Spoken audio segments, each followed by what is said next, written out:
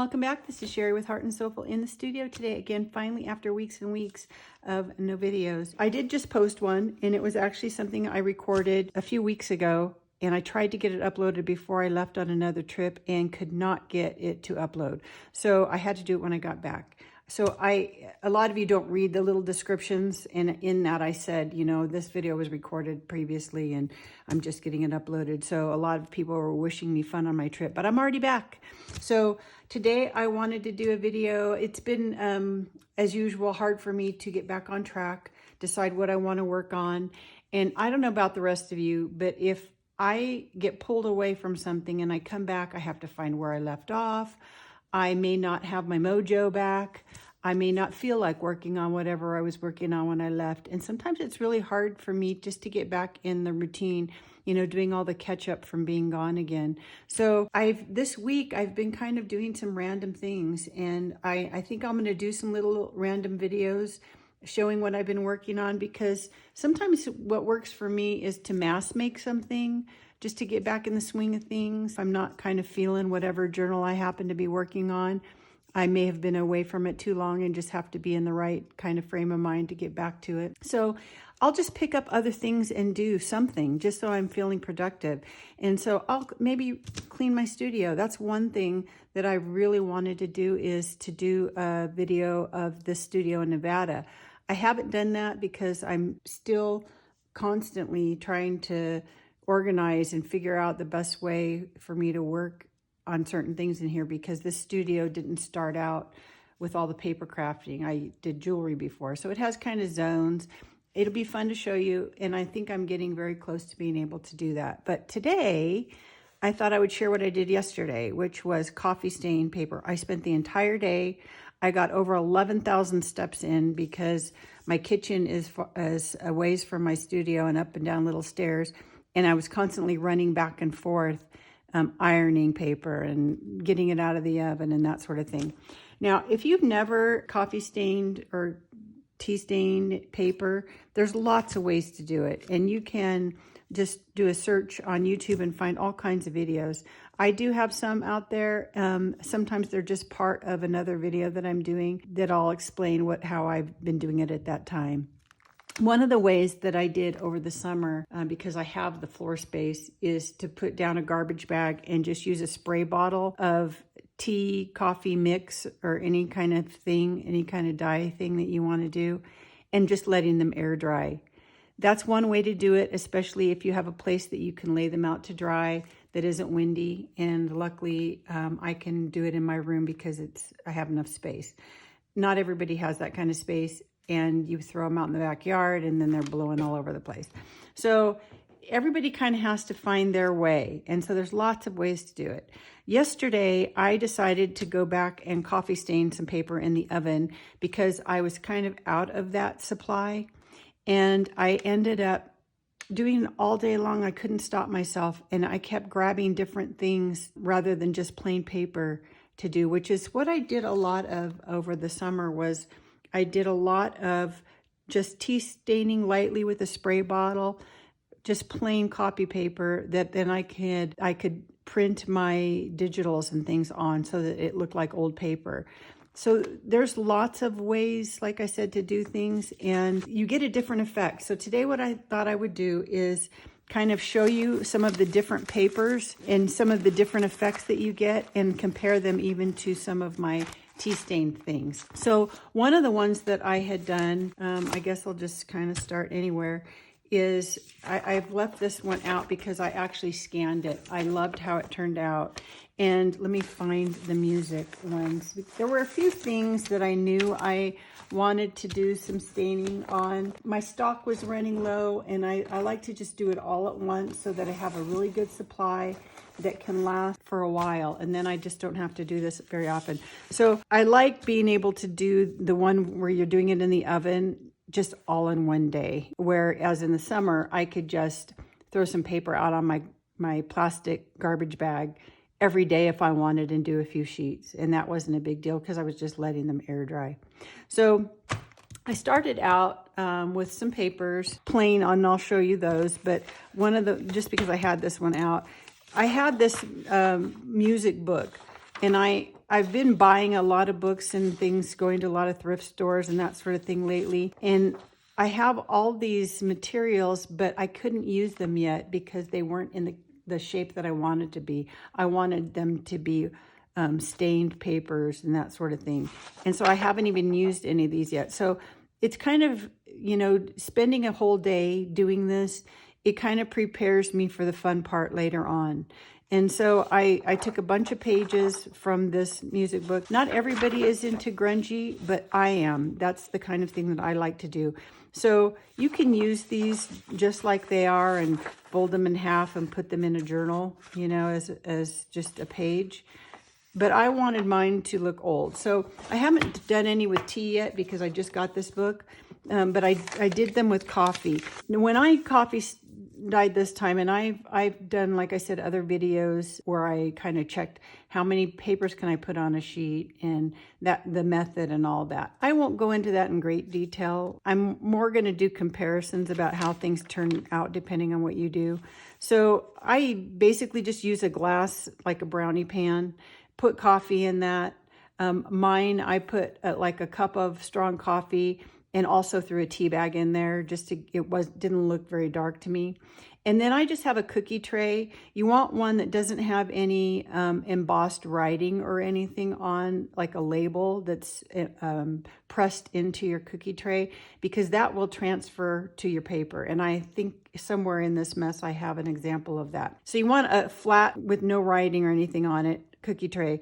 I put my oven at 350. You can do it lower. Lower, obviously, you have to leave it in longer. But because I was going to be doing a bunch of these all day long, I wanted them to dry really quick. So I was going to be right there. And I had 2 trays going most of the day so that I was constantly, by the time one was done, you know, I was constantly just doing this, dipping it in and putting it on a new tray.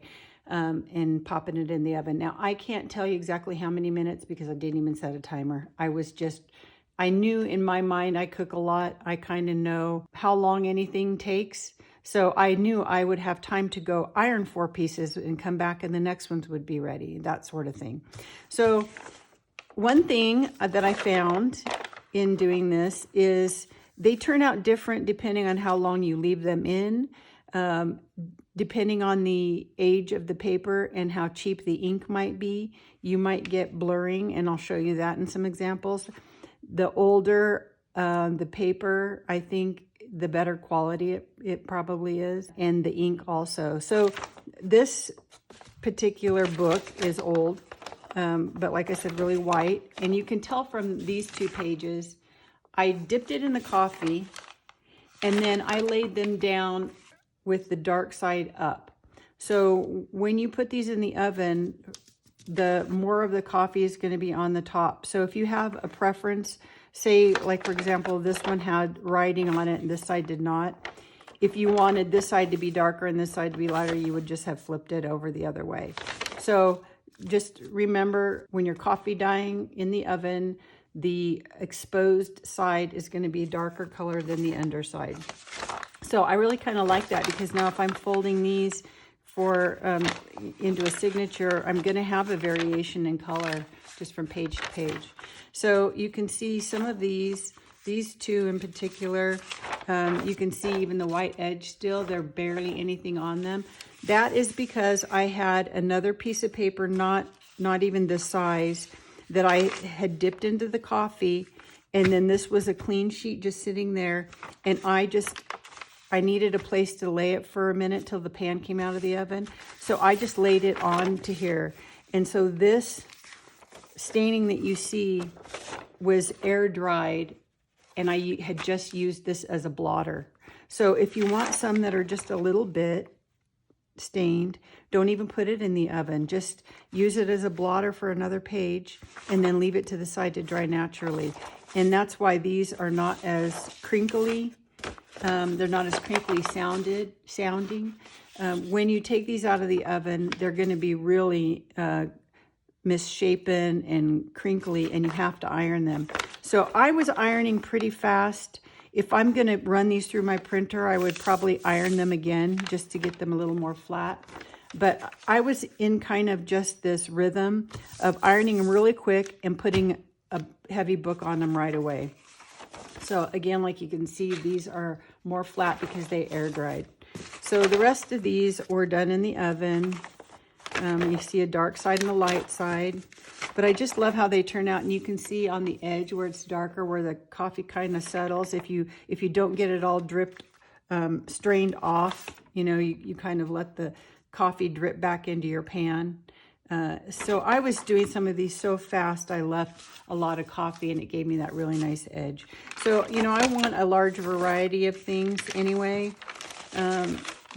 But that kind of just gives you an idea. Now, if you don't want it as dark too, the other thing you can do is, instead of dipping both sides of your paper into the coffee, just get one side wet and don't get the other side wet. It'll soak through anyway, but you'll have less coffee. And then when you lay it on your pan with the side that you dipped in the coffee up, that'll be a dark side, and this will be an even lighter side. You can see the difference.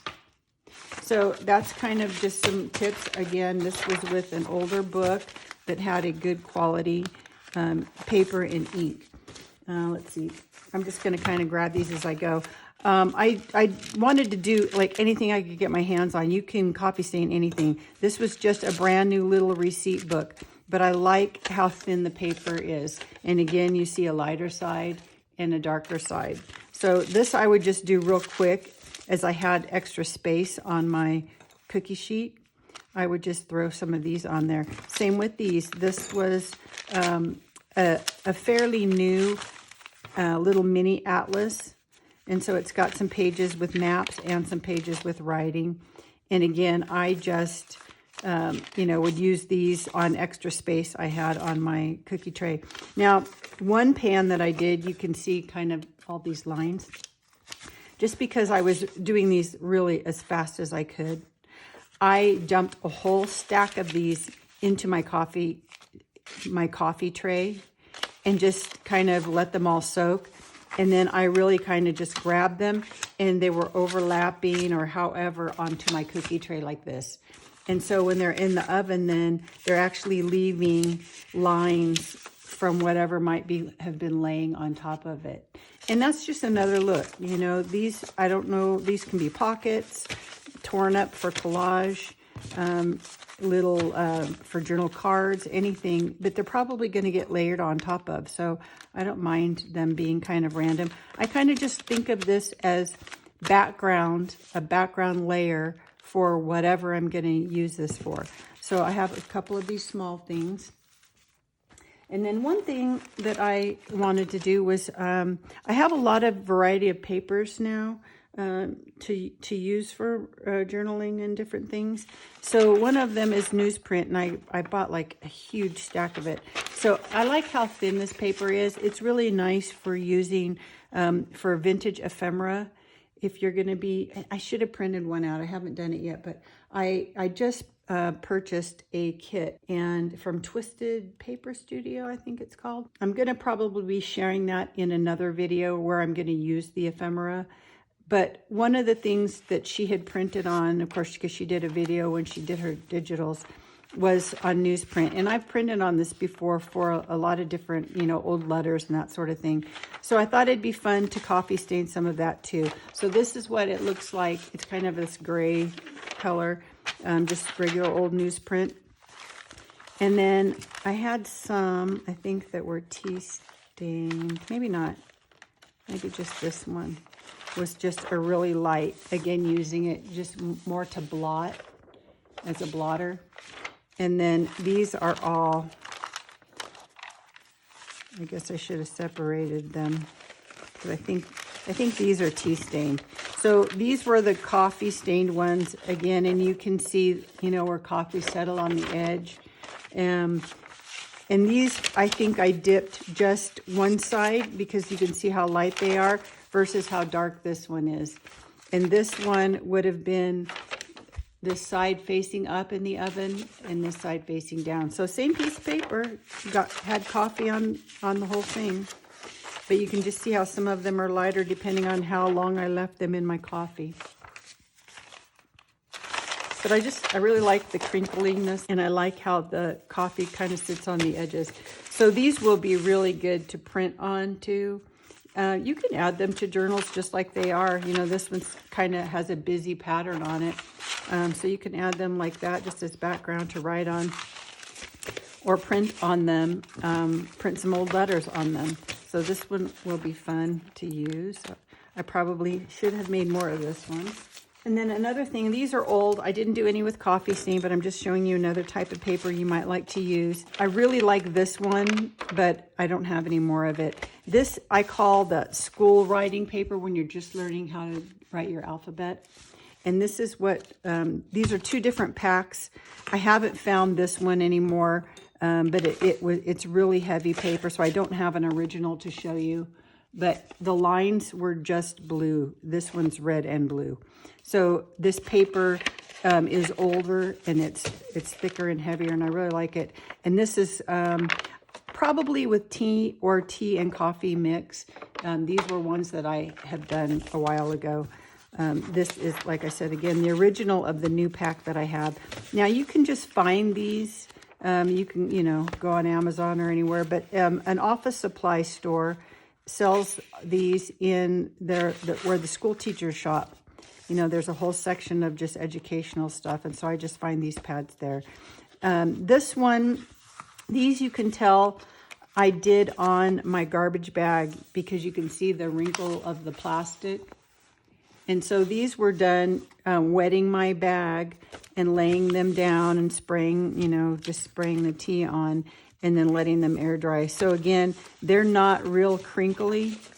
You can see they're more flat. They have been ironed, but they were easier to iron. These that are coffee stained, I think these are tea still. These that are coffee stained were a little more wonky, you can see, but they iron out really well. So again, these I can run through my copier if I want also. I like this paper too because when you fold a signature this way, the lines to write on are going this way for your journaling. So these are sometimes pages that I'll leave blank in the journal. And you can see too the kind of bit of, I don't know if it's showing on camera very well, but there's kind of a turquoisey blue color to this one. And that's because if you leave it in longer, it's going to, this is cheaper ink, and it kind of all smears the acid from the coffee. It just kind of makes it kind of blend into itself. These are dipped and not left in very long, as opposed to these where, I don't know if you can even see that, where you just see that blue tinge to it, where the ink kind of all got mixed up on the paper. This one, and it's a good example to show, I guess, and even this one too. When I did these, I think these were done with, well, I think these were done in a different batch than yesterday, but they were done in the oven, and I maybe had some graph paper also and laid this on top of a piece of graph paper, and so it transfers that other pattern. I don't know if you can even see that, the little squares. It will transfer it while it's in the oven. So all of these water kind of stained areas, the paper that was sitting on top had a good contact with this piece of paper, and it transferred that pattern. So if you don't do single sheets in your tray this way, if you layer them, you'll get that line, you know, where they overlap. Or like I said, if this is a different type of paper underneath, you'll get that imprint. So I think this was ledger paper sitting on top or under this piece of paper. So you'll get that transfer too. It's just good to keep that in mind in case you want your paper to stay pretty clean looking without other things, is just lay them side by side. And you want to use a big cookie tray. If your tray's too small and you even have one sheet overlapping even just a little bit, not always, but you might get a stripe there from where one paper was laying on top of the other. So that's that one. This is just really cheap binder paper that you can get. And these top ones here, you can see are all kind of lighter and flatter. Those were done just air drying without the oven. And I don't know if you can see, and that's just probably using a spray bottle and spraying them wet instead of dipping them. And again, the longer you leave these in, the more you get that running and bleeding in that blue from the lines, which I kind of like, I have to say. It just, I kind of, this batch I didn't do that. This was done a while ago. This is the batch that I did yesterday. And you can see doing it in the oven, you get that crispier sound because it's actually baking. So you just get that sound that I really kind of like, and obviously a lot more depth of color. Now some of these I dipped pretty quick and took out, and then some I left in longer because I really liked how they gave that whole kind of turquoise kind of tinge to the paper. I don't think these are showing up very well on camera, honestly, but you can get the idea. In this one, I think you can kind of see that maybe at one point something got moved or it was laying on another layer, and you see the other stripes in there. So that's just another one, regular binder paper. So, you know, if you want that running and that turquoise, leave that cheaper paper in longer and you'll get that. So that's another one. What else did? Oh, I really liked how these turned out too, and I wish I had done more. This is just Manila paper, and again, you can get this. I think I ordered this online. They may carry that also in the office supply thing. It's a little bit larger. It's like 9 by 12, I want to say, instead of 8.5 by 11 paper, and it just kind of has that. This is the original, and it kind of has that almost like a linen-y kind of feel to it. Like there's a lot of fiber in it, and it's a thicker paper, so you know your final project also is going to be a little thicker, but you still kind of get that different texture to it. And this one is not very dark, but some of these are. Here's a dark one, and I don't think these are showing up. I have my natural lighting, and I don't think these are showing up as dark as they look in real life, but it's really that golden, kind of a golden color. But I really like how that turned out. Oh, I got a piece of music stuck in here. But again, you can see the same thing where one side is darker than the other side. And I kind of like that again because when you fold them, you know, from page to page, it's going to look like a different piece of paper. And you can kind of see how much you need to iron these. If I'm going to run this through my printer and print something on it, I'm going to want to maybe make sure I iron it really well. I also use my rear feeder for that. Just for me, it's easier when I'm putting any kind of different paper. I just keep the same cheap copy paper in the tray, but then I use the rear feeder, which is up all the time. Another thing you can use is a receipt book. Again, these you can print on. In fact, I think I have some samples in here. This is an original. So you see how just white, really thin paper it is.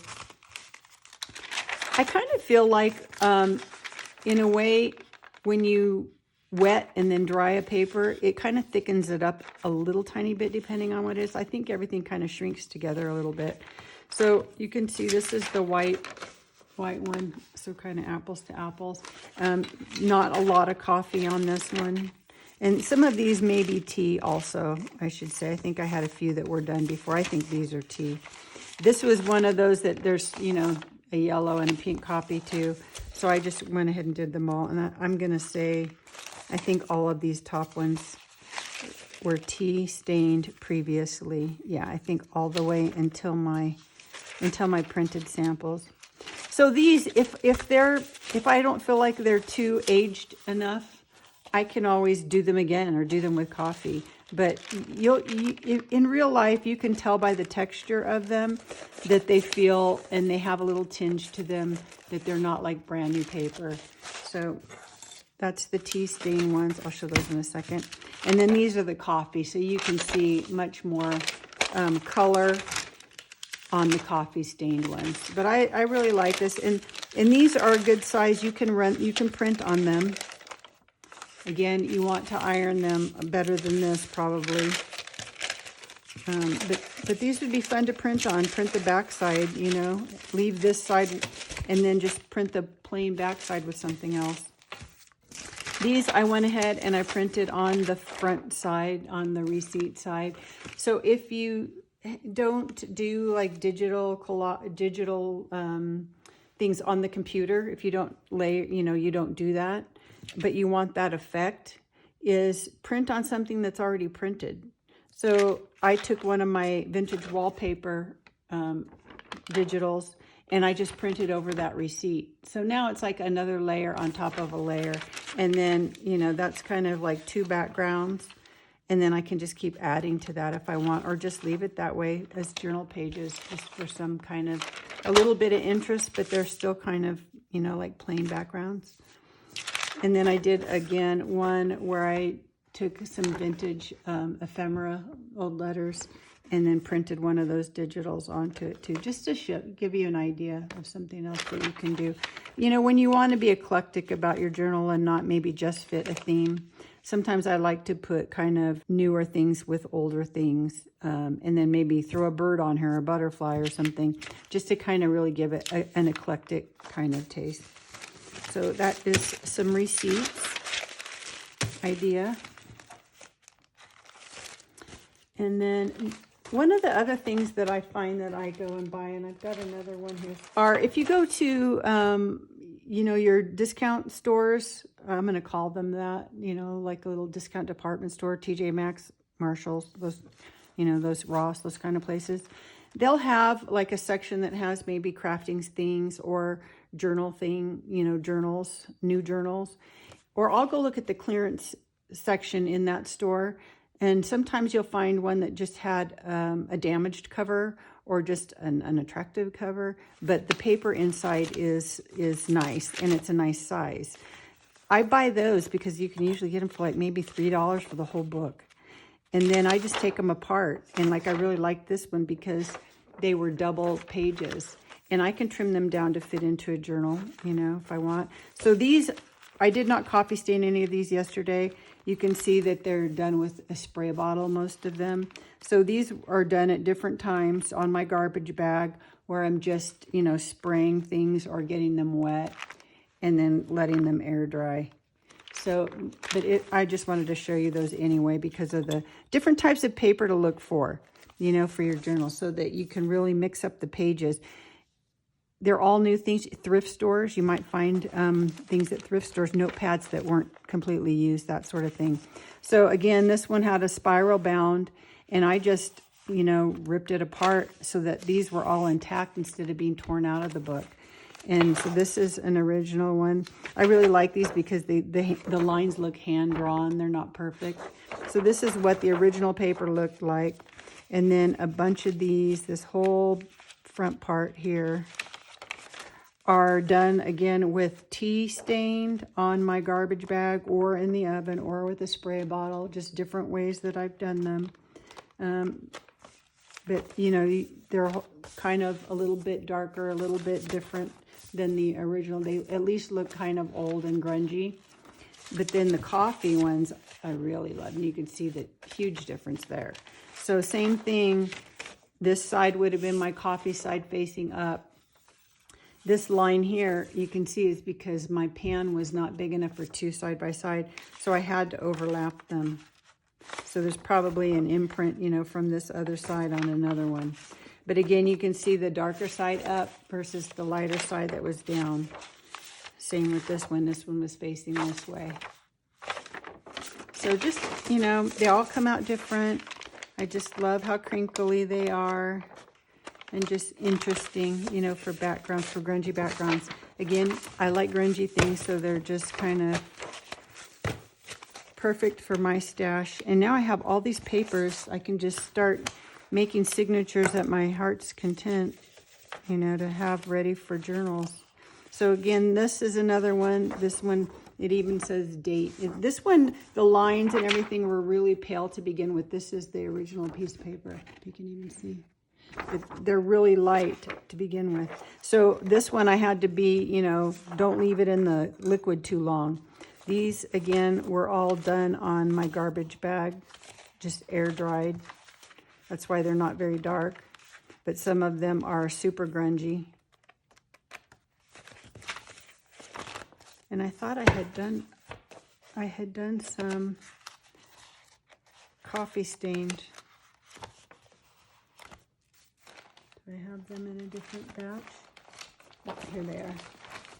I have them in a different batch because I had such a big pile of the tea stained ones. But you can kind of see, you know, you can kind of see ones I did different just because the edges of these are darker than this. But they're much flatter. They were easier to iron, just air drying them. So those are some grungy tea or a mixture. Sometimes in my spray bottle, I would have coffee and tea. Sometimes it was tea with some instant coffee, where this was brewed coffee. So I like the color that these turned out. So again, same paper, and you can just see the difference. And again, same thing. The top side's going to be a little darker than the underside. So I should have done more. I may go back, because I love these so much, I may go back and do some of these with coffee, just another layer. Another book that I had that was a new book was this this book about, I put some of these pages in my kits. They're reference books on vintage clothing. So I just love all of the pictures and just, you know, just everything. It's old, but it's a new book. So I couldn't scan any of these. It's not out of copyright. But I want to use them, the actual pages, but I don't really like how clean and white they are. So again, all of these were done with coffee. I think these top two, because they're so much lighter and they're really kind of flat still, I just used these as blotters, like I did on that first one I showed, where I just got them wet and then just laid them to the side to dry naturally. So they have just a little bit of a tint. You can do that with coffee, you know, just, you could do that with every page that you do, and then you would have like half of them that looked kind of tea stained versus the coffee, the darker coffee ones. So these I did in the oven, again, with my coffee bath, but I just like how, you know, it just made them look like an old book that had water damage. So I just did a few of those. I have lots and lots of these pages, so I need to do more.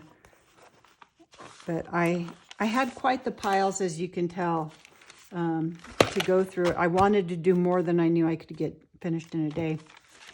One of my very, very favorites is this dictionary page. I have this dictionary that was probably about this thick, and it was post-bound.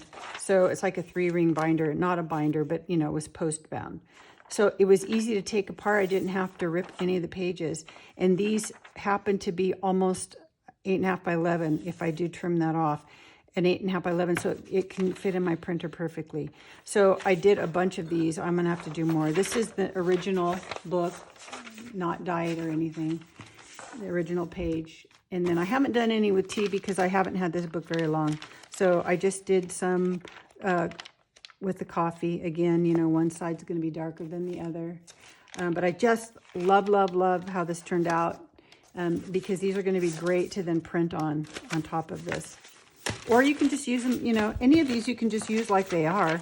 But some of them I specifically did because I want to run them through my printer. And then this was one that I really had wanted to turn out better, and it took me a bit to kind of figure it out.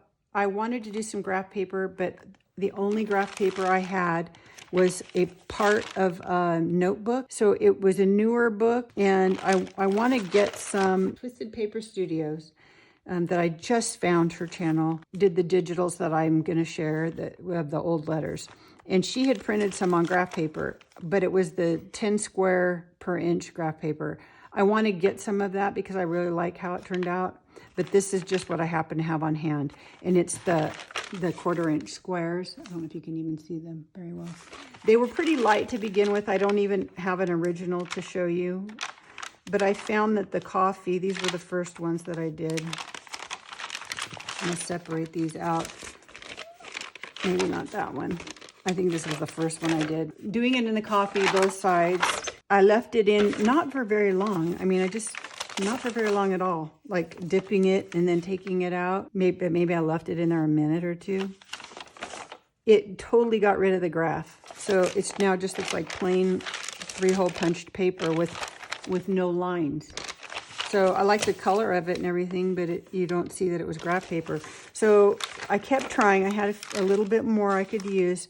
So then I would just literally dip it in and take it out right away. And then even then it got rid of a lot of the graph.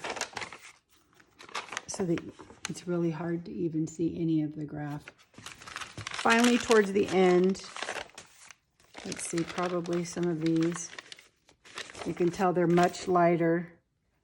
I literally only dipped one side instead of both sides. I would just dip in one side and then put it on the tray so that I could kind of retain some of the, I don't know if you can even see these, retain some of the squares. So that one was a little harder because it's newer paper, like just the binder paper. That ink is pretty cheap. And so it's not going to hold up at all in an acidic thing like coffee or tea. So just be aware of that if you're going to do graph paper. Maybe do a test first, but less is more. If you have inks like books, like these books, these are intended to be read, and last a long time. So those inks are better and they don't run and get smeary and all that. Paper that's like utilitarian for you to, use for school, especially school quality, it's not expected to last. So the ink on it is really cheap, and so it'll run. And then last couple of this type. These were some that I didn't do any of these yesterday. These were all done tea, maybe some coffee and different things. But I just wanted to show you for another type of paper that you can use. So ledger paper, and again, you can get that at your office supply place. I really like, I don't have any more of it. This was an old pad that is kind of a goldenrod amber color. And this is the green one. So, I think the green one will look really good coffee stain because the coffee is a lot darker. I think I'll like that, but I didn't do any of that yesterday. And then again, these I did not do yesterday either. I just wanted to show you another type of paper. This is also the graph paper. It's a little bit better quality ink than the other one that I just showed. This one was, all of these were done on the garbage bag, just air drying instead of the oven. And it's graph on one side and lines on the other side. So that's just another type of paper to look for. So I ended up of just those, and I have a few more things to show you, with the tea stain stuff I already had, but I had, I did quite a stack yesterday. And then the other thing that I had not done these before is I took out some paper doilies, and I just did a whole bunch of those. I just love how those turned out. Those will be really cute. These are kind of big, like even folded in half, that's kind of a large journal. So I think probably what I'll do is, tear off this border part and use that as embellishment. And then this more solid thing would actually be a nice size and a cute page in a journal too. So all of these are a little bit different. Let's see. I'm trying to see which one I may have done first. This one, I think, was one of the first ones, and I dipped it both sides. And I know it's the first because I wasn't paying attention. This, it kind of has that fabric feel. There's a top side and a bottom side is more rough. This is the back side. And when I did this one, I laid it down top side down. So the back side's actually much darker than what would be the top side, if you care, in a journal. This one, I didn't actually dip in the coffee, but I wanted to show what happens if you just maybe splash a little bit on it. This one I laid down in my tray, and then I actually just laid all these doilies on it that had been dipped in coffee to see if they would transfer that doily shape at all, and just by laying them and then baking it in the oven. It didn't transfer any of the doily pattern, but it did, you know, give me that dirty, grungy kind of look. So I like that one too. This one was kind of dipped all over, but I really like how the coffee kind of settled, like almost like little puzzle pieces. That one. But I just think these will be fun. I didn't do all. I have some that I left white. But I just think these will be fun parts of those in journals too. So some doilies. Some recycled envelopes. Now I just sorted my envelopes, my old ones. None of these have windows. If you're going to do window envelopes, you don't want to do them in the oven because that acetate will just kind of crinkle up like a shrinky dink. So you either need to take that out ahead of time, and then you can dry them, and then replace that window with new acetate. And I've used embossed acetate, or you can use tissue paper, or leave it open, whatever. Or just do them and then let them air dry, and then you can leave the little window in. So these were just some recycled envelopes. Some new envelopes. I just had bought a package of new envelopes just for little pockets of things. And then I did these large ones. Eva from Bohemian Crafting recently, I watched a video where she had done some neat folios with these larger size. So I need to go back and watch her video because I can't remember. Her engineering is amazing. I could try to do my own thing, but I know I want to at least make a pattern from the one that she did because I really liked it. So I went ahead and tea stained some of these just so they would be nice for, you know, journal covers, you know, that sort of thing that have a pocket kind of thing. So I did a few of those. The other thing I did is you don't always have to just use new paper. It can be vintage paper. Maybe you have something vintage like this. This is one that I have not. Maybe it's this one.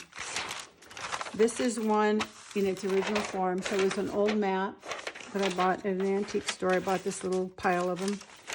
And it's old already, you know, but I thought it would be fun to, why not make it look older and grungier? So I did some of these too. And some of them I laid where the back side, because they, you know, they're probably going to end up being pages in a journal. So some of them I did where the map was laying face down so that it wouldn't be darker and the back side would be darker. And then I can also cut these to 8.5 by 11 or whatever size and run them through my printer and have a map be on one side and a digital, an old letter or something like that will be on the other side.